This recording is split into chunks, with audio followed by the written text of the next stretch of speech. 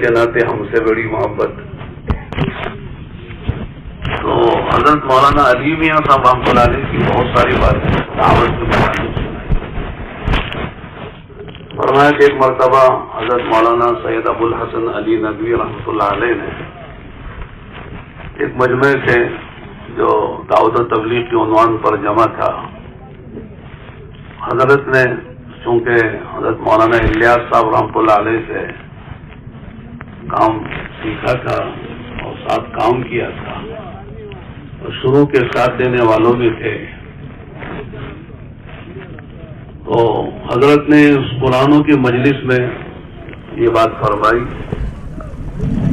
کہ دیکھو یہ کام کار نبوت ہے.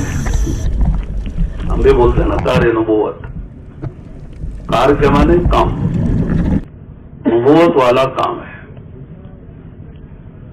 اور جب کار نبوت ہے تو یہ کام مزاج نبوت سے چلے گا، مزاج نبوت کا. اور مزاج نبوت میں کیا چیزیں ہیں؟ تو متعدد چیزیں بتائی. پہلی بات یہ ہے کہ یہ کام اخلاص سے چلے گا، اغراض سے نہیں چلے گا. اغراض کسے کہتے ہیں؟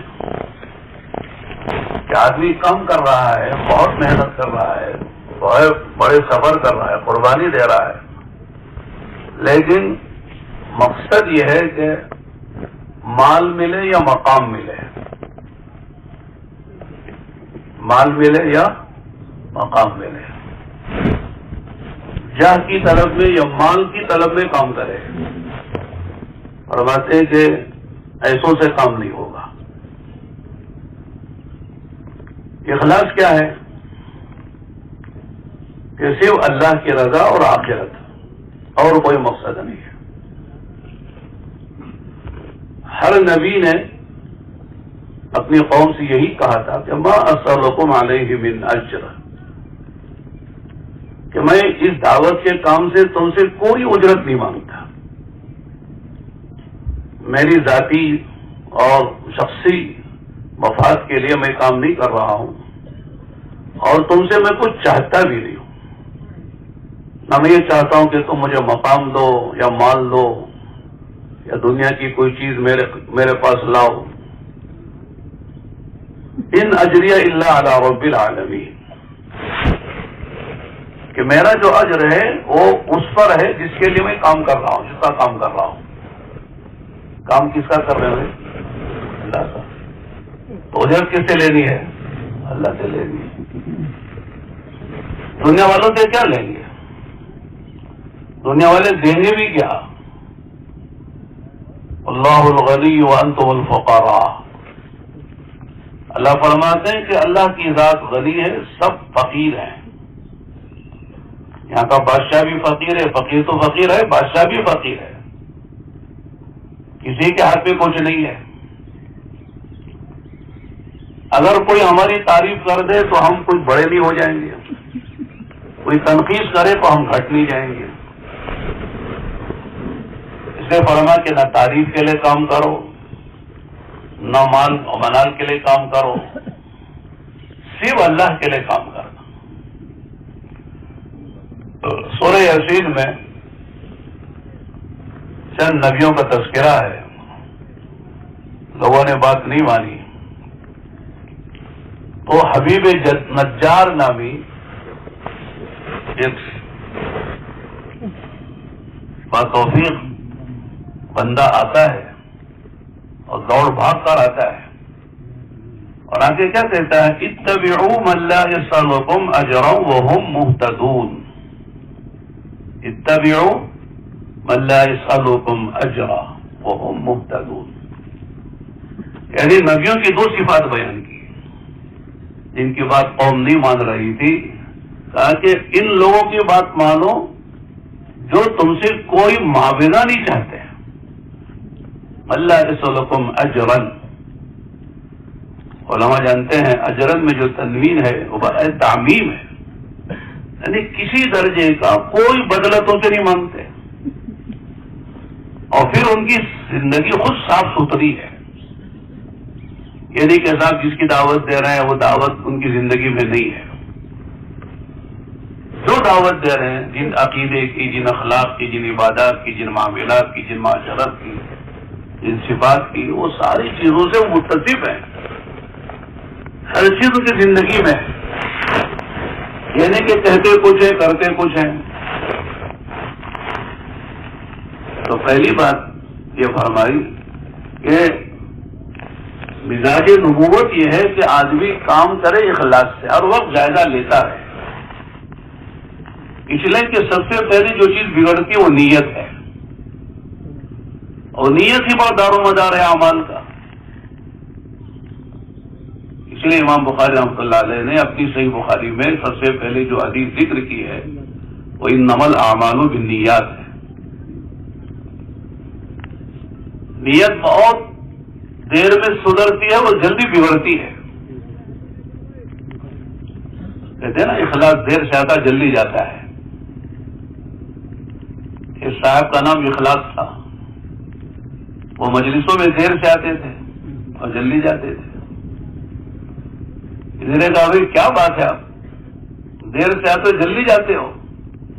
کہا معلوم نہیں آپ کو، اخلاص دیر سے آتا ہے جلدی جاتا ہے. تو اس کی فکر کی بات ہے ہر آدمی. اس لیے کہ اخلاص کا علم جو ہے صرف اللہ کو ہے یا صاحب اخلاص کو ہے، تیسرے آدمی کو معلوم نہیں ہوتا ہے. آدمی مخلص ہے، غیر مخلص ہے، اغراض والا ہے، اخلاص والا ہے، معلوم ہی نہیں ہوتا ہے. وہ تو ہر آدمی کے اپنا اپنا معاملہ ہے کہ میں جو ہے جو کر رہا ہوں وہ اللہ کے لیے کر رہا ہوں، لوگوں کے لیے کر رہا ہوں. اس کی علامت یہ ہے کہ آدمی کوئی تعریف کرے تب بھی کرے گا، تعریف نہیں کرے تب بھی کرے گا.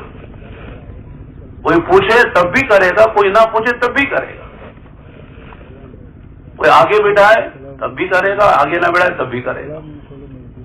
اس کی رائے لی جائے تب بھی کرے گا، نہیں لائی جائے تب بھی کرے گا. اس لیے کہ وہ اللہ کے لیے کر رہا ہے. تو یہ بڑا اہم مسئلہ ہے. اس لیے فرمایا المخلصون هم مصابیح الہدی.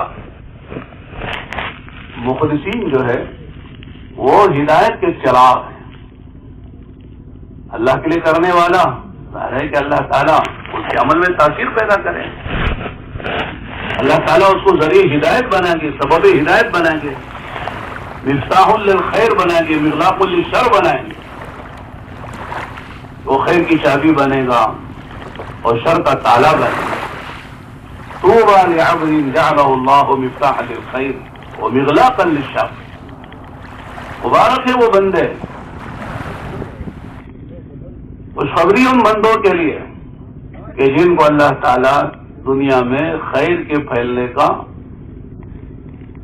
پھیلنے کی چابی بنائے اور شر کے بند ہونے کا تالا بنا دے. تو دعوت کا کام میرے دوستو یہ خیر کے پھیلنے کا بڑا ذریعہ ہے اور شر کے مٹنے کا بڑا ذریعہ ہے. لیکن کون اس کے لیے استعمال ہوں گے؟ جن کے اندر اخلاص ہوگا.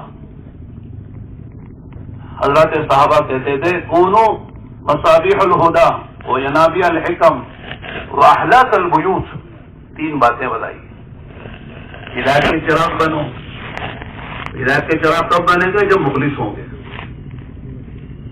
ینابیع الہدی، ینابیع الحکم، حکمت کے سب چشمے بنو. یعنی جو تمہاری بات زبان سے نکلے اس سے لوگوں کو نفع ہو.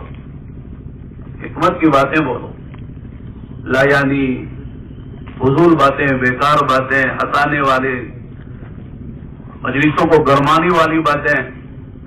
اس سے لوگوں کو عادت ہوتی ہے نا، بیٹھیں گے تو مجلسی گفتگو کریں گے، لا یعنی باتیں ہوں گی، غیبتیں ہوں گی، تیری میری ہوگی.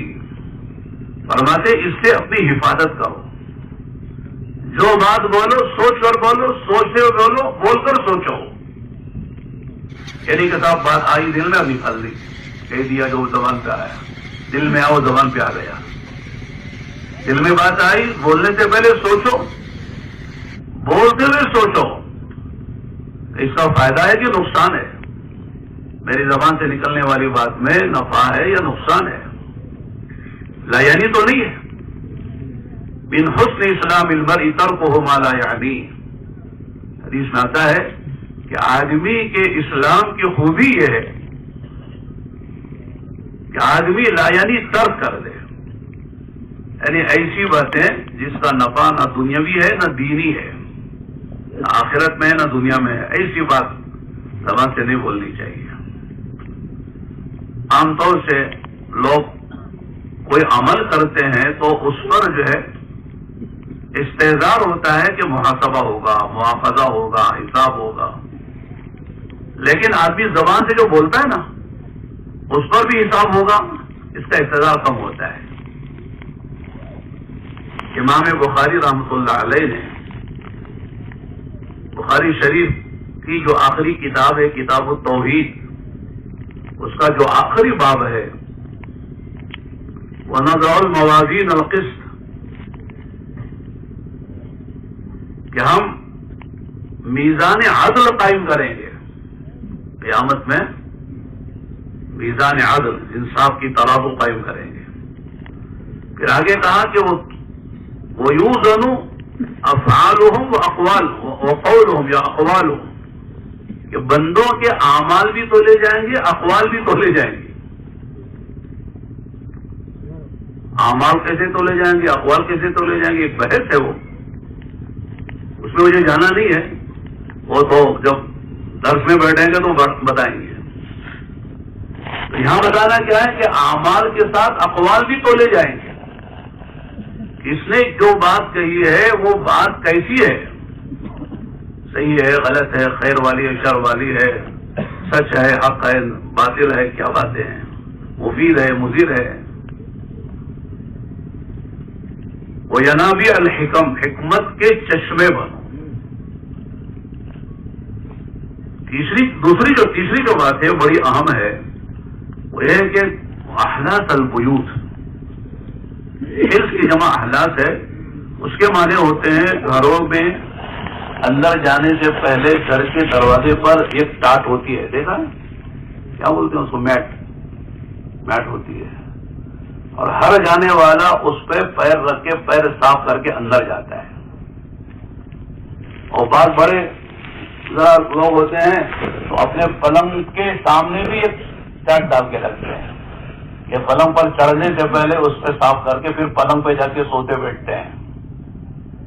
اب بولو وہ ٹاٹ بہت قیمتی ہوتی ہے، بڑی اہم ہوتی ہے. کوئی پیر رکھے تو وہ چلاتی ہے، کیوں پیر رکھ دیا، کیوں پہنچ رہے ہیں، اس کی کیا اہمیت ہے. ہر جانے والا اندر اس ٹاٹ سے اپنے پیر رکھ کر صاف کر کے اندر جاتا ہے. تو مطلب کیا ہوا کہ جس طرح وہ ٹاٹ جو ہے بے حیثیت ہے، بے قیمت ہے، متواضع ہے، ہر پیر رکھنے والے کے پیر کو وہ برداشت کر رہی ہے، کوئی شکوے شکایت نہیں ہے، اس طرح فرمایا کہ اس طرح تواضع پیدا کرو. فرمایا کہ مزاج نبوت میں کیا ہے کہ دعوت کا کام تواضع کے ساتھ، عاجزی ہو، انکساری ہو، چھوٹا پن ہو، ابدیت ہو، بڑائی نہ ہے. اس لیے کہ جس طرح مال آتا ہے تو بڑائی آتی ہے، علم آتا ہے تو بڑائی آ جاتی ہے، عہدہ ملتا ہے تو بڑائی آ جاتی ہے. اگر آدمی اونچے خاندان کا ہے تو شیطان بڑائی پیدا کرتا ہے، کیا فلاں خاندان ہے. اس کو جمال آتا ہے تو بڑائی آ جاتی ہے. اس طرح شیطان دعوت کے کام کرنے والوں میں بھی وہ برائیوں میں سے، خرابیوں میں سے خرابی بڑائی کی پیدا کرتا ہے. کہ ہم ضلع کے پرانے، صوبے کے پرانے، ملک کے پرانے، ہم مشورے والے، ہم شورا والے، ہم فیصل ہیں، ہم پرانے ہیں، ہم نے اتنے سالوں سے وقت لگایا ہے، ملکوں میں ہم نے وقت لگایا ہے، اور پھر آگے بات کرنے والے ہم ہیں. بیان ہمارا ہے، بیان ہمارا ہوتا ہے. تو مختلف لائنوں سے شیطان جو ہے وہ آدمی کے اندر بڑائی پیدا کرتا ہے. علماء نے لکھا ہے کہ کفر و شرک کے بعد سب سے بڑا جو گناہ ہے وہ تکبر اور بڑائی ہے. شیطان کو جب سجدہ کرنے کا اللہ پاک نے آدم کے لیے حکم دیا تھا، اس نے سجدہ نہیں کیا تو اس کو نقل جو کیا ہے قرآن نے، ابا واستکبر وکان من الکافرین. ابا کے معنی انکار کیا. انکار کیوں کیا؟ تکبر کی وجہ سے، اور تکبر کے ذریعے سے کفر تک پہنچ گیا. آدمی کو تکبر جو کفر تک پہنچا دیتا ہے. ابا واستکبر وکان من الکافرین. اس لیے حضرت شیخ کی کتاب ہے، آپ حضرت نے پڑھی ہوگی، چھوٹا سا کتابچہ ہے، ہمیشہ ہر آدمی کو پڑھنا چاہیے، بلکہ بار بار پڑھنا چاہیے. اس کتاب کا نام ہی ہے ام الامراض. پڑھی ہے؟ ارے پڑھی ہے؟ ارے دیکھیے، دیکھ لینا، پڑھ لینا. بہت چھوٹی کتاب ہے، چھوٹا کتابچہ کہنا چاہیے اسے. کتاب نہیں، کتابچہ ہے، وہ چھوٹی سی کتاب ہے. ام الامراض میں یہی ساری باتیں لکھی ہیں کہ کبر کی وجہ سے، بڑائی کی وجہ سے آدمی کیسے راندے درگاہ ہو جاتا ہے. کبر کہاں کہاں سے کیسے کیسے آتا ہے، اور کبر کا علاج کیا ہے، واقعات بھی ذکر کیے ہیں، پڑھنے کی چیز ہے. حضرت مولانا ابراہیم صاحب دامت برکاتہم اکثر اپنے بیانوں میں کہتے ہیں کہ ہمارے ساتھی پڑھتے نہیں ہیں. کیا نہیں کرتے؟ پڑھتے نہیں، اور پڑھنے والوں سے پوچھتے بھی نہیں ہیں. نہ خود پڑھتے ہیں نہ پڑھنے والوں سے پوچھتے ہیں. قرآن کہتا ہے فاسألوا اہل الذکر ان کنتم لا تعلمون. جاننے والوں سے پوچھو اگر تم نہیں جانتے ہو. قناعت نہ کرو. ہمارے ہاں قناعت آ جاتی ہے، 4 مہینے لگا لیے بس اب ماشاءاللہ ہمارے مقابلے میں کوئی نہیں ہے. 4 مہینے لگ گئے نا، ملکوں میں جا کر آ گئے، اب قناعت آ جاتی ہے. قناعت میرے دوستو دنیا میں مطلوب ہے، لیکن دین میں مطلوب نہیں ہے. دین میں تو آدمی کو آگے بڑھنے کا حوصلہ، جذبہ ہونا چاہیے. فَلْيَتَنَافَسِ الْمُتَنَافِسُونَ. قرآن کہتا ہے تنافس اختیار کر. تنافس کے معنی ہوتے ہیں دوسرے کا آگے بڑھنا. وسارعوا، آگے بڑھو. مسارعہ، ایک دوسرے سے آگے بڑھنا. تو دین کے کاموں میں، دین کے علم میں، عمل میں، صفات میں ہر آدمی اپنے سے اور جو آگے بڑھنے کی کوشش کرے، یہ مطلوب ہے. تو میں کر رہا تھا کہ مزاج نبوت میں ایک تواضع ہے، عاجزی، انکساری، عبدیت. اس لیے کہ ہمارا کام ہی دعوت عبادت کی ہے. دعوت برائے دعوت نہیں ہے، دعوت عبادت کی ہے. اور عبادت کے معنی بندگی، اپنی نفی، اللہ کا اثبات. ہم کچھ نہیں، لا الہ الا اللہ، کہ کوئی معبود نہیں سوا اللہ کے. معبود تو آخری درجہ ہے. رب وہی ہے، خالق وہی ہے، مالک وہی ہے، معید وہی ہے، مذل وہی ہے، محیی وہی ہے، محیی ممیت وہی ہے، فعال لما یرید وہی ہے، علی کل شیء قدیر وہی ہے. جب سب کچھ وہی ہے تو معبود وہی ہے. جب سب اس کے ہاتھ میں ہے تو عبادت کس کی کریں گے؟ اللہ کی کریں گے. اللہ کا غیر اللہ کے بغیر کچھ نہیں کر سکتا. اللہ اپنے غیر کے بغیر سب کچھ کر سکتے ہیں. یہ ہمارا عقیدہ ہے، ایمان ہے. اللہ کی مرضی منشا کے بغیر کائنات میں کچھ نہیں ہوتا.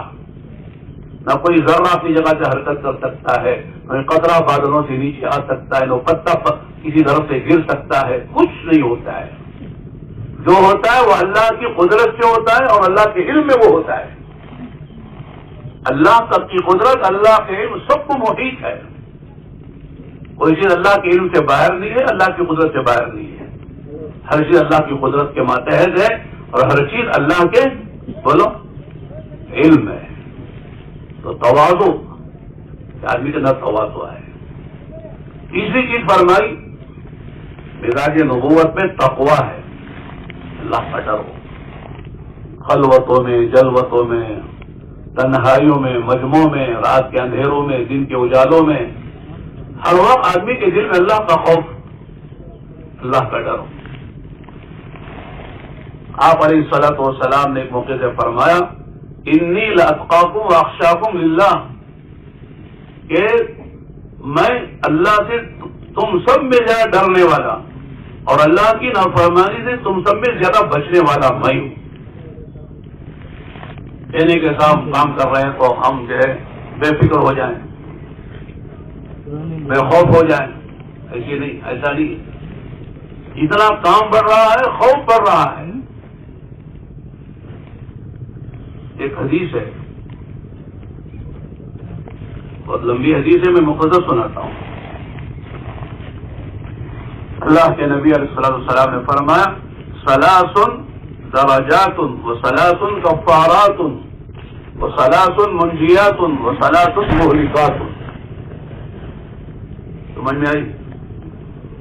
ثلاثہ تو سمجھ میں آیا نا، تین تو سمجھ میں آیا نا، ثلاثہ تین چیزیں آدمی کے درجات، تین چیزیں آدمی کے گناہوں کا کفارہ ہیں، اور تین چیزیں آدمی کے درجوں کو بلند کرنے کا ذریعہ ہے، اور تین چیزیں آدمی کو نجات دلانے والی ہیں، اور تین چیزیں آدمی کو ہلاک کرنے والی ہیں۔ سناؤں؟ ارے سناؤں کہ نہیں؟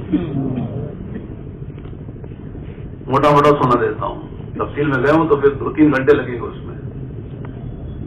ثلاث کفارات کے معنی کیا ہے؟ کہ آدمی سے جو گناہ ہوتے ہیں وہ گناہ معاف ہو جاتے ہیں ان 3 چیزوں سے۔ پہلی چیز ہے اسباغ الوضوء علی الصبارات، کہ سخت سردیوں کے زمانے میں اچھی طرح وضو کرنا۔ اب سردی کولار والے، بنگلور والے کیا جانے، دلی لکھنؤ والے جانتے سردی کیا ہوتی ہے، اور سردی میں وضو کرنے کا مزہ وہ جانتے ہیں، ہم لوگوں کو پتہ چلتا ہے وہ سردی کیا ہوتی ہے۔ حضرت مولانا سید ابو الحسن علی ندوی رحمۃ اللہ علیہ ایک مرتبہ بنگلور والوں سے بات کر رہے تھے، کہنے لگے بنگلور والوں تم روزانہ 2 رکعت صلاۃ و شکر نماز پڑھو، اللہ نے تم کو اتنا اچھا موسم دیا ہے، نہ سردی نہ گرمی، اسی کو ہم سردی بولتے ہیں، اسی کو ہم گرمی بولتے ہیں۔ جاؤ یو پی جاؤ، دلی جاؤ، لکھنؤ جاؤ، پتہ چلتا ہے سردی کیا ہوتی ہے، گرمی کیا ہوتی ہے۔ ہم لوگ 8 سال لکھنؤ میں رہے، ندوے میں، سردی ہم نے دیکھی ہے کہ سردی کیا ہوتی ہے۔ سردی میں وضو اور غسل کا کیا مزہ آتا ہے ٹھنڈے پانی سے، کبھی کبھی فجر سے پہلے غسل کرنا پڑتا ہے تو نل کھول کر نیچے بیٹھتے ہیں اور لگتا ہے کہ سارا بدن ہضم ہو گیا ہے، بدن ہی نہیں ہے، سردی وہاں ہوتی ہے۔ تو آپ نے فرمایا کہ اسباغ الوضوء علی الصبارات، علی المقارب ایک لفظ ہے، لیکن جو حدیث میں سنا رہا ہوں اس میں صبارات کا لفظ، سب سردیوں میں اچھی طرح، اسباغ کہتے ہیں اچھی طرح وضو کرنا، مل کر، دل کر، رگڑ کر، 3 مرتبہ پانی بہا کر، یہ وضو، یہ گناہوں کا کفارہ ہے۔ وانتقال الاقدام الى الجماعات، جماعت کی نماز حاصل کرنے کے لیے پیدل چل کر آنا، ہر قدم پر گناہ معاف ہوتا ہے، درجہ بلند ہوتا ہے، نیکی لکھی جاتی ہے۔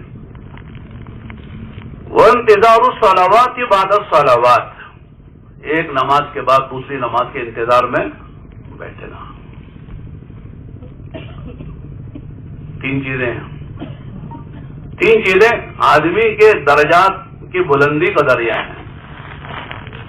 3 درجات، اطعام الطعام، کھانا کھلانا، کھانا نہیں، کھانا کی کھلانا، کھلانا۔ ابھی ہم لوگ جو بنگلہ دیش میں تھے، بنگلہ دیش والے جو کھلاتے ہیں، واہ واہ، کمال کر دیتے ہیں۔ 1-2 وقت کھانا کھلا کے ہم تھک جاتے ہیں، وہ 8 دن تک تقریباً جو ہے، کتنے وقت ہوتا ہے 8 دن، 3 وقت بولے تو 24 وقت تک کھانا اتنا حشاش بشاش کھلاتے ہیں۔ ہزاروں مہمان ہوتے ہیں ملکوں کے۔ ہم یہ پہلی مرتبہ گئے تھے بنگلہ دیش 83 میں اجتماع میں، وہیں سے ہم نے سال کا ارادہ کیا تھا۔ ہم جب جا کے بیٹھے تو دیر تقریباً 11 ساڑھے 11 کے قریب گئے تھے ناشتہ کرنے کے لیے۔ ہمارے حضرت مولانا خلیل الرحمن سجاد نعمانی دامت برکاتہم کے ساتھ سفر تھا، تو ایک بڑے انجینئر تھے، پورے اس کے انچارج تھے، وہ کھانا مہمانوں کے کھانا کھلانے کے. تو ہم گئے تو انہوں نے ایک عجیب سوال کیا کہ آپ ناشتہ کریں گے کہ کھانا کھائیں گے؟ اس لیے کہ بیچ کا وقت تھا، نہ ناشتے کا تھا نہ کھانے کا تھا. وہ ناشتہ کریں گے کھانا کھائیں گے. ہمارے مولانا بھی بڑے ظریف آدمی، انہوں نے جواب میں کہا کہ گاڑی لیٹ آئی ہے، بفور ٹائم نہیں آئی ہے. سمجھ گئے؟ ناشتے کے لیے آئے ہیں، کھانے کے لیے نہیں آئے. چنانچہ وہ ناشتہ اور کھانا دونوں کا ملا کر رہا ہے ہمارے پاس. ناشتے میں جو بنا تھا وہ بھی، جو کھانے کے لیے بن رہا تھا وہ بھی. جب آپ اندر جائیں گے نا کھانے کے لیے، حال میں بڑا حال ہے، تو وہاں ایک جماعت ہوتی ہے آپ کو ہاتھ دھلائے گی، ایک جماعت ہوتی ہے آپ کے جوتے صحیح کرے گی. ہمارے تو طلبات علماء ہمارے اساتذہ کی جوتے ٹھیک کرتے ہیں، وہاں ہر جانے والے ساتھی کے جوتے بڑے بڑے لوگ ہیں، وہ ٹھیک کر کے رکھتے ہیں، الٹا سیدھا کر کے رکھتے ہیں آگے پہننے کے لیے. اور پھر پوچھتے ہیں کہ صاحب آپ مرچ والا کھائیں گے یا بغیر مرچ والا کھائیں گے، عربوں والا کھائیں گے عجمی والا کھائیں گے. جتنا کھاؤ آپ لالا کے دیں گے خوشی سے، ہنستے مسکراتے چہرے سے. ہمارا چہرہ اتر جاتا ہے، بن جاتا ہے، اور طبیعت میں چڑچڑاپن پیدا ہو جاتا ہے اگر زیادہ دیر خدمت ہو گئی. پورے 24 وقت کا کھلائیں گے، ہنستے مسکراتے کھلائیں گے، بغیر آواز کے کھلائیں گے. اور جب واپس آپ کھا کے آئیں گے تو جوتے صحیح ملیں گے آپ کو، اور ہاتھ دھلانے والا اور جو ہے صابن دینے والا، تولیہ دینے والا الگ. ایسا ہے ہمارے یہاں. ہاں یہ دانتوں میں کرتا نا کاڑی، ٹوتھ پک کیا بولتے ہیں اس کو، ہاں وہ بھی دیتے ہیں.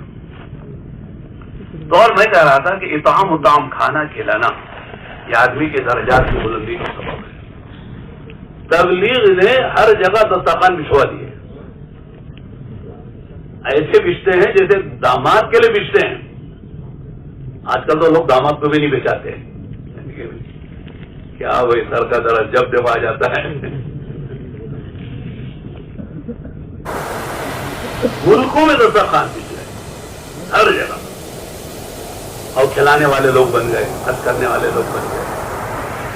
وَإِفْشَاءُ السَّلَامِ، تیسری چیز سلام کو پھیلاؤ، سلام کو رواج دو.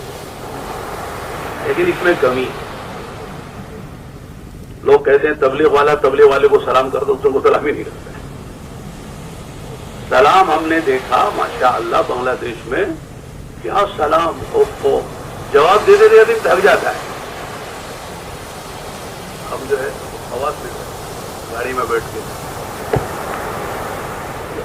ہٹا کے جانا پڑتا وہاں گاڑی میں. اتنے سلام کے کسی کے جواب دیں گے. لہذا میں نے کیا کہ موبائل میں سورہ کہف نکال کے بیٹھ گیا. آج کے آرٹی میں وہی تھے، ہم بات کر رہے تھے آواز 10 بجے. ہاں 10 بجے سے بات نہیں، 9 بجے نکلے 10 بجے پہنچے. حالانکہ بہت دور نہیں ہے، جتنا ہم آئے ہیں جہاں ہمارا قیام وہاں سے اس سے بھی کم ہے، لیکن 1 گھنٹہ لگا اس بھیڑ میں نکل کے جانے میں، خواص تک پہنچنے میں. تو قرآن پڑھتے بیٹھ گیا میں. اب دیکھوں گا تو سلام کا جواب دینا پڑے گا، کس کس سے سلام کا جواب دیں. اس لیے سورہ کہف پڑھتے پڑھتے سورہ کہف ختم ہو گئی، پھر بھی نہیں پہنچے جہاں تک پہنچنا تھا. اتنا لوگ سلام کرتے ہیں، ہر آدمی سلام کرتا ہے، سلام علیکم سلام علیکم سلام علیکم، وہ بڑی پیار سے محبت سے سلام کرتا ہے. افشاء السلام. اور تیسری چیز ہے الصلاۃ باللیل والناس نیام. ساری دنیا سو رہی ہو اس وقت اٹھ کر نماز پڑھنا. کون سی نماز ہو؟ چاش کی اشراق کی، تہجد کی نماز ہے.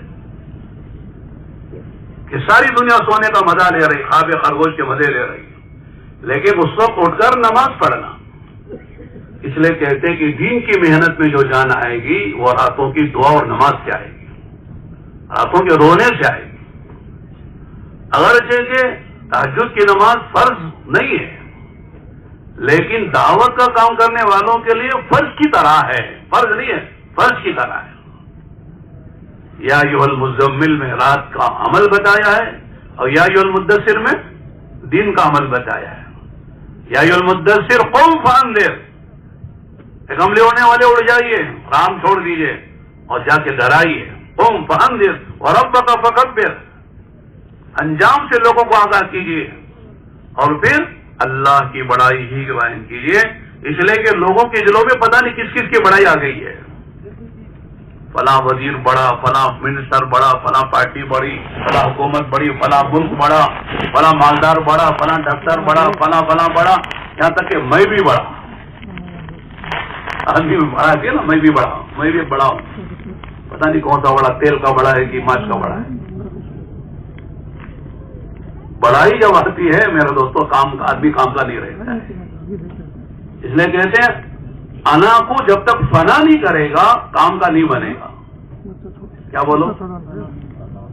انا کو فنا کرنا، ہم کچھ نہیں، ہماری حیثیت کیا ہے؟ دعوت کا کام میرے دوستوں حیثیت بنانے کے لیے نہیں، حیثیت مٹانے کے لیے۔ مٹا دے اپنی ہستی کو اگر کچھ مرتبہ چاہے کہ دانا خاک میں مل کر گل و گلزار ہوتا ہے۔ دانا جب تک مٹی کے اندر جا کے اپنے کو فنا نہیں کرتا ہے وہ درخت بنتا ہے، اس میں پھل پھول آتے ہیں، اس کے اندر دانے لگتے ہیں۔ اپنے کو فنا کرو، پھر دیکھو اللہ تعالیٰ کی طرف سے کیسے تم کو نوازا جاتا ہے۔ ما تواضع للہ الا رفعہ اللہ، یہ جو بھی بندہ اللہ کے لیے اپنے کو چھوٹا بناتا ہے اللہ اسے بڑا بناتے ہیں، یہ ضابطہ ہے۔ ایک بات پوچھنا چاہتا ہوں، پہاڑ پہ آپ چڑھتے تو کیسے چڑھتے ہیں؟ اینٹ کے کی چک کر، اینٹ کے چڑھے تو سرا میں آ جائیں گے، پہاڑ کے دامن میں آ جائیں گے، جھک کے چلیں گے تو چوٹی پہ پہنچ جائیں گے۔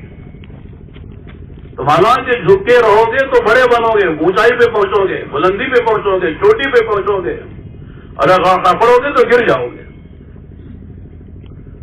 اکڑنے والا، تکبر کرنے والا نہ اللہ کو پسند ہے نہ بندوں کو پسند ہے۔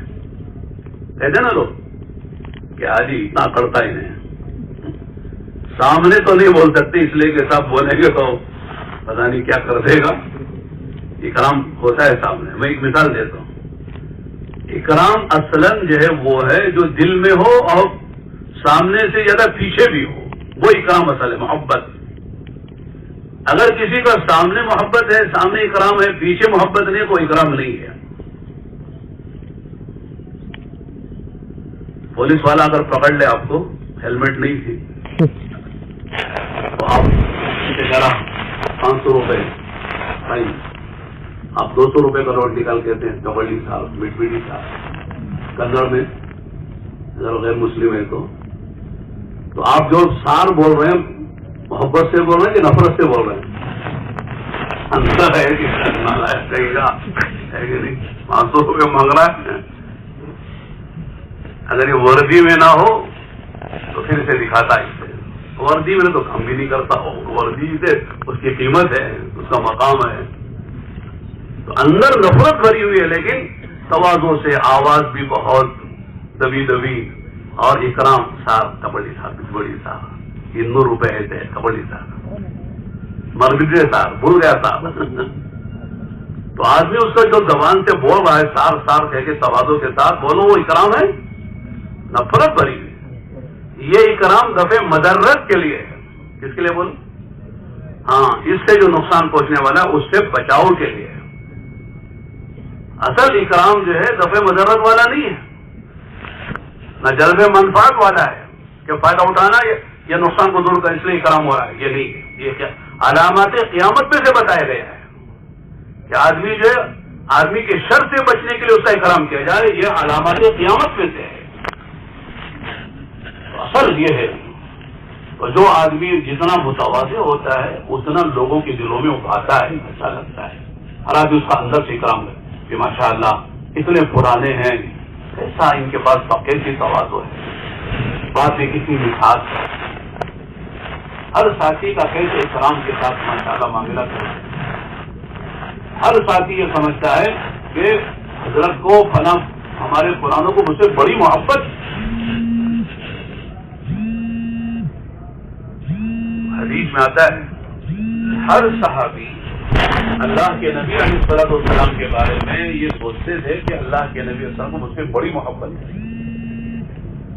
ہر صحابی کے ساتھ آپ کا یہی معاملہ. یہ سمجھ کے پوچھا تھا کہ آپ کہیں گے تم سے، تو آپ نے فرمایا کہ عائشہ سے. تو انہوں نے حضور میں مردوں میں پوچھ رہا ہوں اور تمہیں نہیں. کہا ابوہا، عائشہ کے ابا سے بڑی محبت ہے. ثم پھر کس سے؟ عمر سے ہے. پھر کس سے؟ عثمان سے ہے. کہتے ہیں آگے میں نے سوال نہیں کیا، پتا نہیں میرا نمبر کہاں جا کے لگے گا. یعنی یہ شعور احساس ہوتا تھا اللہ کے نبی کے برتاؤ سے اور آپ کے حسن سلوک سے کہ ہر صحابی کا یہ وجدان تھا کہ اللہ کے نبی السلام مجھ سے بڑی محبت فرماتے.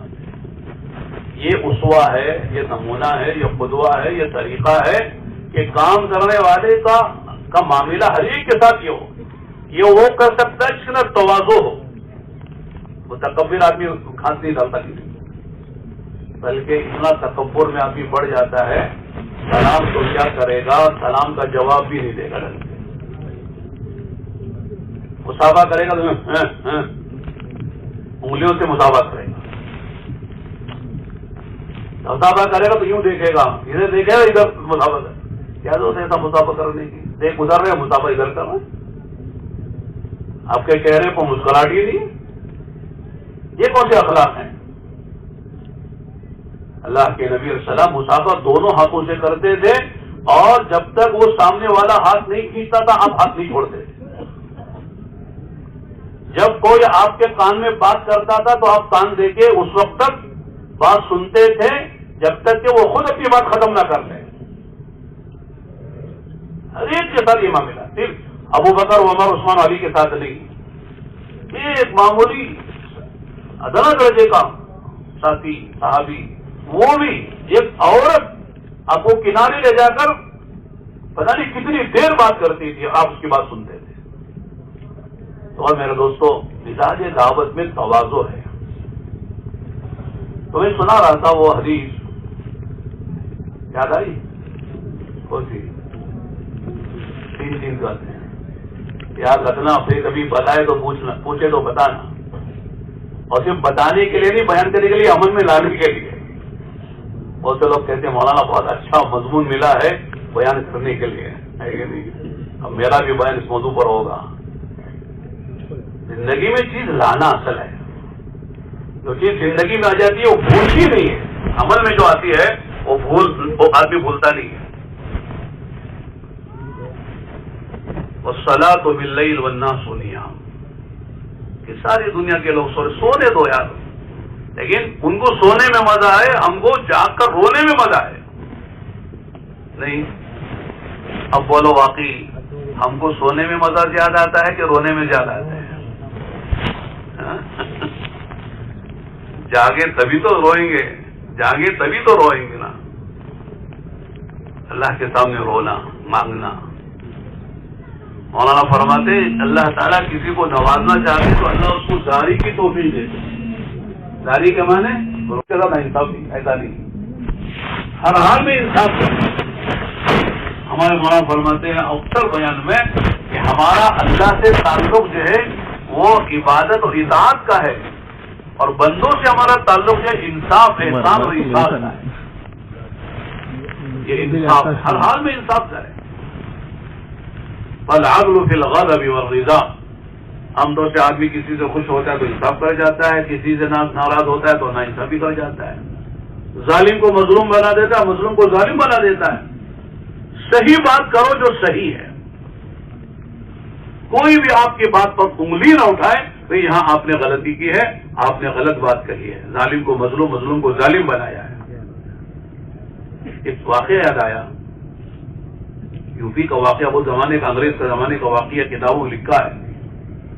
ایک بزرگ تھے، یعنی ایک جگہ تھی جس میں مسلمانوں کا اور ہمارے غیر مسلم بھائیوں کا جھگڑا تھا. کہ مسلمان کہتے تھے کہ یہ جگہ ہماری مسجد کی ہے، اور غیر مسلم کہتے تھے ہماری مندر کی جگہ ہے. انگریز کا زمانہ تھا.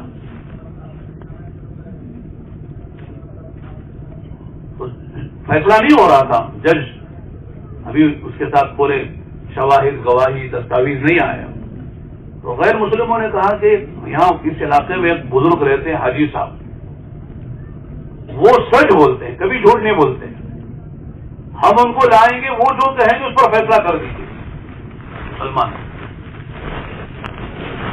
تو مسلمان خوش ہو گئے، مسجد کی جگہ کے ہم دعوے دار ہیں اور یہ حاجی صاحب ہیں، لہٰذا وہ ہمارے حق میں گواہی دے دیں گے تو ہمارا مسئلہ ہو جائے۔ چنانچہ وہ ہے اور انگریز جج نے پوچھا بتائیے انہوں نے آپ کو پیش کیا ہے؟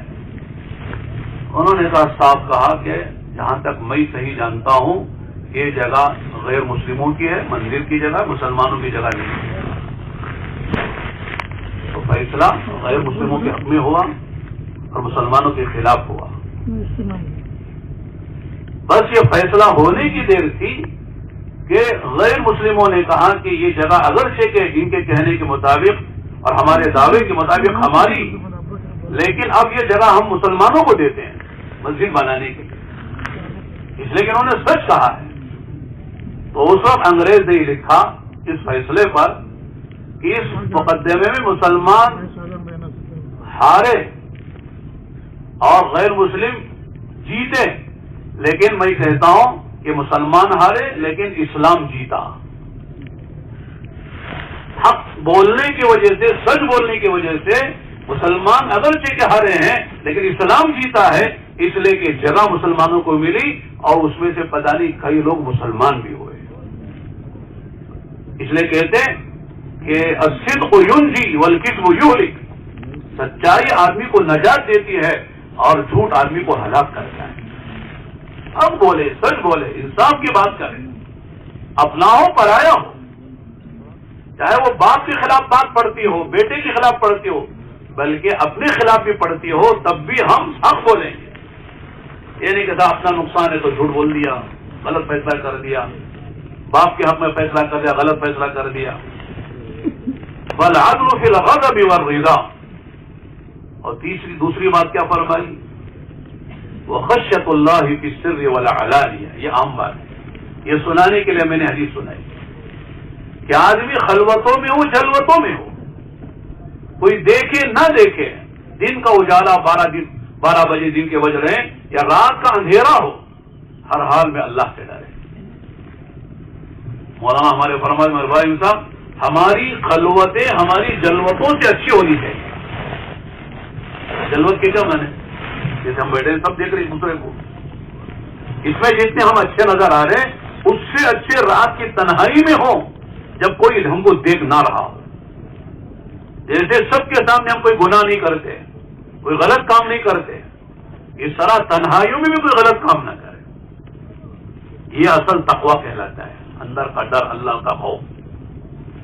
خشیۃ اللہ فی السر والعلانیہ والقصد فی الفقر والغنی، اس میں ایک بات یہ بھی ہے کہ آدمی جو ہے مال زیادہ ہو یا مال کم ہو، عسر ہو یسر ہو، غنا ہو فقر ہو، ہر حال میں آدمی درمیانی چال چلے خرچ کے اعتبار سے۔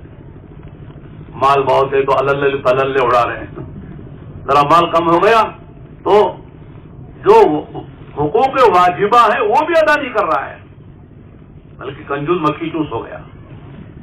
کنجوس مکھی چوس جان دے سنا تو ہے کیا ہوئی؟ ایک جگہ میں نے بیان کیا، لوگوں نے مجھے پوچھا بھائی سمجھ میں نہیں آ رہا ہے کنجوس مکھی چوس کیا ہوتا ہے؟ تو ہم نے پڑھا تھا یا سنا تھا، ایک آدمی اتنا فقیر آدمی تھا، کٹوری میں گھی رکھ کے وہ گھی دیکھ دیکھ کے کھانا کھاتا تھا، گھی نہیں کھاتا تھا، گھی دیکھتا تھا کھانا کھاتا تھا۔ اتفاق ایک مرتبہ اس گھی میں مکھی پڑ گئی، حالانکہ مکھی کو نکالنا ہے نا، لیکن مکھی کے پروں میں بدن میں گھی لگ گیا۔ اب مکھی کو نکال کے پھینکیں گے اتنا گھی وہاں چلا جائے گا، اس لیے وہ مکھی گھی سے نکال کے منہ میں ڈال کے گھی چوس کے پھر مکھی پھینکتا ہے۔ یہ ہے کنجوس مکھی چوس۔ ایسے بھی کچھ لوگ بخیل ہوتے ہیں، اس لیے کہتے ہیں ہمارے دین میں انفاق ہے، امساک نہیں ہے۔ کیا بولو؟ ہمارا دین دین انفاق ہے، دین امساک نہیں ہے کہ روک روک کے رکھیں گے، رکھ رکھ کے مر کے چلے جائیں گے۔ خرچ کرو جہاں خرچ کرنا ہے، جہاں نہیں خرچنا ایک پائی نہیں خرچ کریں گے۔ یا اللہ ناراض ہوتے ہیں، اسراف ہوتا ہے، تبذیر ہوتی ہے، فضول خرچی ہوتی ہے، وہاں ایک پیسہ نہیں خرچ کریں گے، اور جہاں خرچ کرنا خوب خرچ کریں گے، کوئی مسئلہ نہیں ہے۔ حضرت حسن ابن علی رضی اللہ عنہ جب حضرت امیر معاویہ کے حق میں خلافت سے دستبردار ہو گئے تو حضرت امیر معاویہ بڑے بڑے معاوضے، بڑے بڑی رقمیں ہدیے میں بیچتے تھے، اور حضرت حسن رضی اللہ عنہ ادھر آیا سارا مال خرچ کر دیتے، غریبوں پہ، بیواؤں پہ، یتیموں پہ، جہاں خرچ کرنا خرچ کر کے پھر خالیات ہو جاتے تھے۔ تو حضرت امیر معاویہ نے جب معلوم ہوا تو حضرت نے بہت ساری باتیں لکھی، اس میں ایک جملہ لکھا توجہ دلانے کے لیے کہ لا خیر فی الاسراف۔ کیا لکھا؟ لا خیر فی الاسراف، توجہ دلا کہ آپ اسراف کر رہے ہیں، تو اسراف بھی کوئی خیر نہیں ہے۔ پھر حضرت کا جواب گیا، حضرت نے جو لکھنا تھا لکھا، اس میں جملہ وہی لکھا لیکن ذرا بدل کے لکھا۔ کیا لکھا؟ کہ لا اسراف فی الخیر، خیر میں جتنا بھی خرچ کرو اسراف نہیں ہے، میں جہاں خرچ کرتا ہوں وہ خیر میں کرتا ہوں، شر میں نہیں کرتا۔ خیر کے مواقع میں، مصارف میں جتنا چاہے خرچ کرو، وہ سب کا سب کیا ہے؟ خیر ہے، اسراف نہیں ہے، فضول نہیں ہے۔ تو فالخرج فی الغضب والعدل فی الفقر والغنى، آگے تین چیزیں اور ہیں، بتا دوں وہ بھی، اور ایک مجلس میں بتانا ہے، ابھی سنا دیں، پتا نہیں پھر موقع ملے گا کہ نہیں ملے گا۔ عمل مہلکات، یہ بڑی خطرناک بات ہے۔ تین چیزیں جو آدمی کو ہلاک کرنے والی ہیں، اگر وہ تین چیزوں میں سے کوئی چیز ہے تو گویا کہ آدمی کے ہلاکت کا سبب بنے گی۔ وہ کیا ہے؟ وہی بات ہے، شح مطاع۔ دیکھو بخیلی تو ہر آدمی میں ہے، ہر آدمی بخیل ہوتا ہے فطرتاً، اسے محنت کر کے سخاوت پر آنا پڑتا ہے، اور آدمی سخی بن جاتا ہے۔ بندہ سخی ہوتا ہے، اللہ کریم ہے۔ اللہ کیا ہے؟ بندہ سخی ہے، اللہ کریم ہے۔ سخی کون ہوتا ہے؟ جو مانگنے سے دیتا ہے اور ضرورت کے بقدر دیتا ہے، اور کریم کون ہے؟ جو مانگے بغیر دیتا ہے اور اپنی شان سے دیتا ہے، سامنے والے کو نہیں دیکھتا یا کیا حیثیت کا ہے، بلکہ اپنی شان سے دیتا ہے۔ تو اللہ کریم ہے، اسے اپنی شان سے دیتے ہیں۔ تو یہاں بتائیں کہ شح مطاع کے معنی کہ آدمی بخیلی کی انتہائی حد پر پہنچا ہوا ہے اور بخیلی ہی پر پوری زندگی گزر رہی ہے۔ شح مطاع، اطاعت کر رہا ہے، اپنے اندر کی جو بخیلی والی صفت ہے، یہ بخیلی سے آگے شح ہوتا ہے۔ قرآن کہتا ہے من یوق شح نفسہ فاولئک هم المفلحون، جو اپنے نفس کی شح سے اور حرص اور طمع سے بچ جاتا ہے، فرماتے ہیں کہ وہ آدمی کامیاب ہے۔ میں اسے عرض کرتا ہوں کہ بخیل تو کیا ہے کہ صاحب میرا ہے، کسی کو نہیں دوں گا، اور شحیح کون ہے کہ میرا تو میرا ہے، تیرا بھی میرا ہے۔ کیا بولو؟ میرا تو میرا ہے ہی، تیرا بھی میرا ہے۔ یہ شحیح کہلاتا ہے کہ ہر ایک کا مال اپنے قبضے میں لانا چاہتا ہے، اور کسی کو کوئی، جیسے ہمارے کہتے ہیں نا کہ چمڑی جائے دمڑی نہ جائے، چاہے تو میری کھال چھین لینا لیکن میرے سے ایک پیسہ نہیں مانگنا، کھال دینے کو تیار ہوں، چمڑی دے دوں گا لیکن دمڑی نہیں دوں گا۔ شح مطاع وہوى متبع۔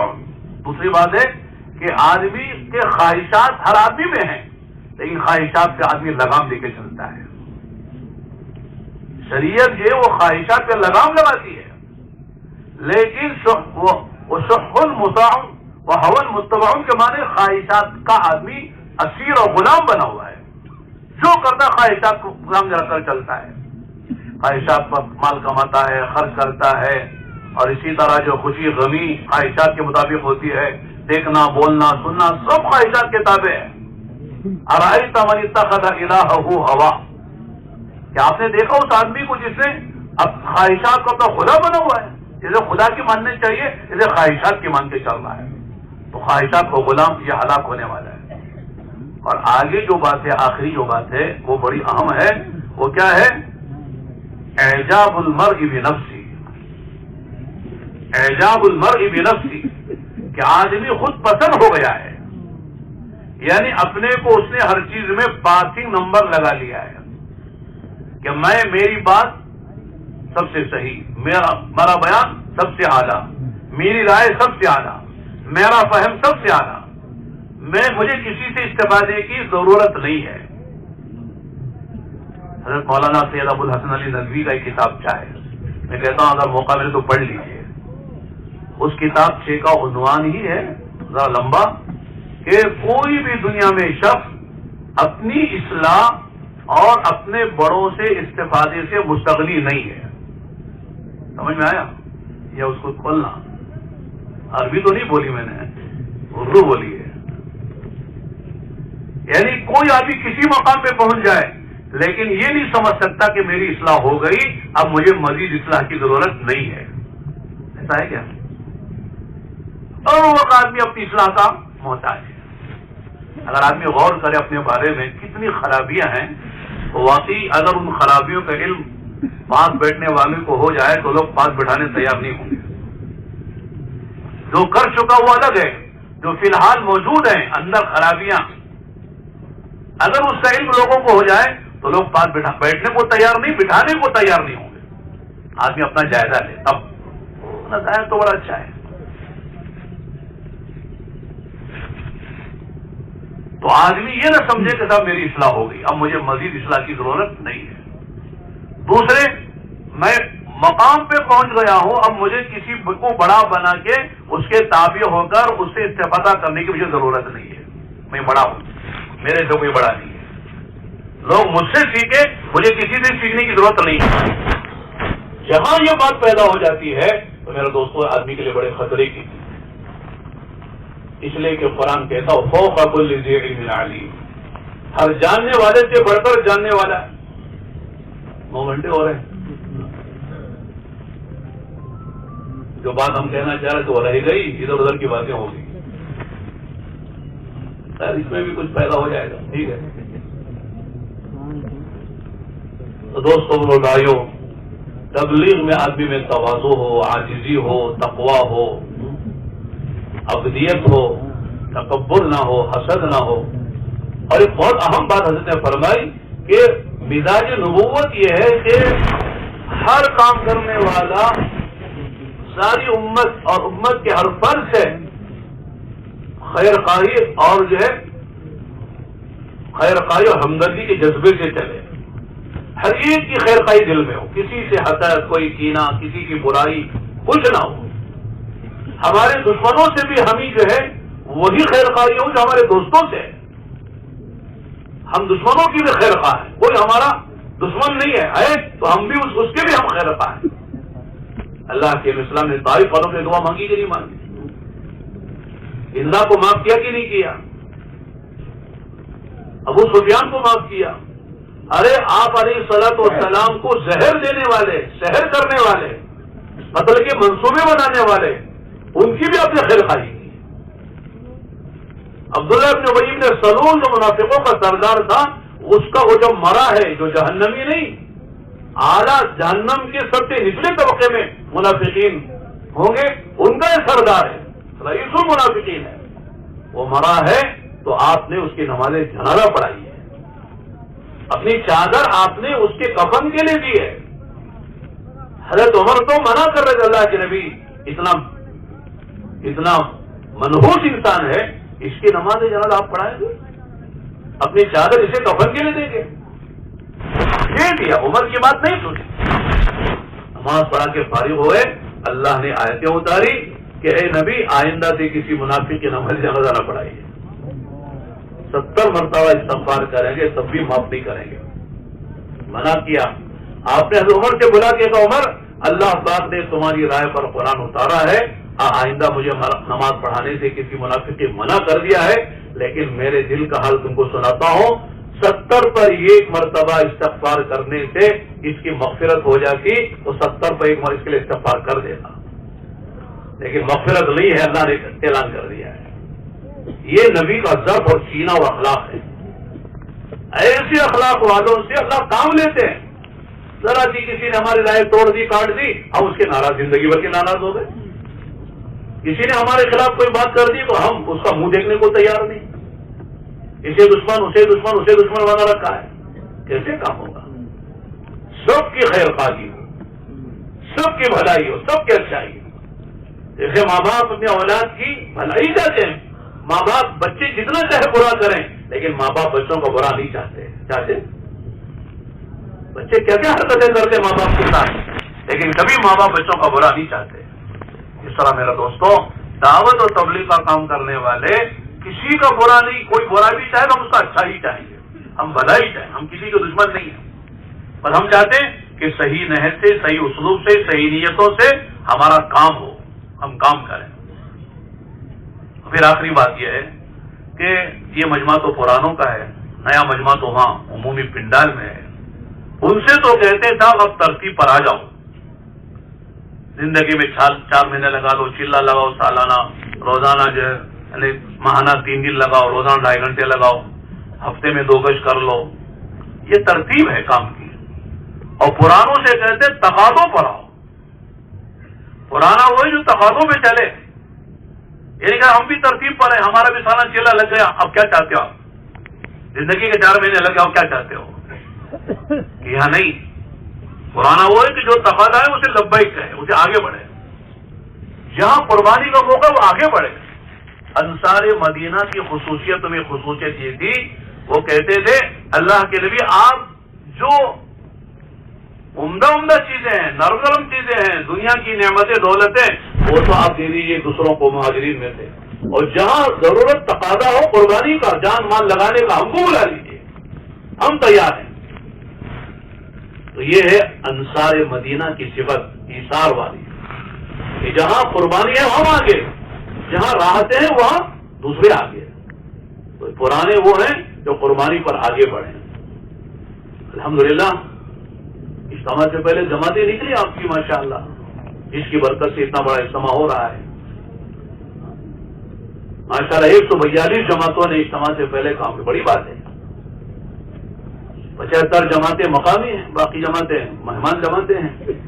142 جماعتوں کی یہ نقل و حرکت اللہ نے قبول فرما کر اتنا بڑا اجتماع, اتنی بڑی تعداد آ رہی ہے, اور 8 لوگ اور آئیں گے. اب اجتماع سے بھی جماعتیں چلیں گی. سارے کے اجتماع سے پہلے سب پرانے ساتھی وہ لگا تھے اجتماع کی محنت کے لیے, لیکن اجتماع کے بعد ایک بڑا مجمع نیا تیار ہوتا ہے. ان کو لے جانے والا کون ہے؟ جب تک ہمارے پرانے ساتھی نہیں ہوں گے, نئے ساتھی نکل کے اس کی کیا تربیت ہوگی, کیا کام سیکھیں گے, کیا چیز سیکھیں گے. اس لیے ہر جماعت میں 2 کم سے کم پرانے ساتھی ہونا چاہیے, تاکہ جانے والی جماعتوں کی تربیت بھی ہو اور ہماری ترقی ہو. پرانوں کی تربیت, نئیوں کی تربیت ہوگی, پرانوں کی ترقی ہوگی اگر تقاضوں میں چلیں گے.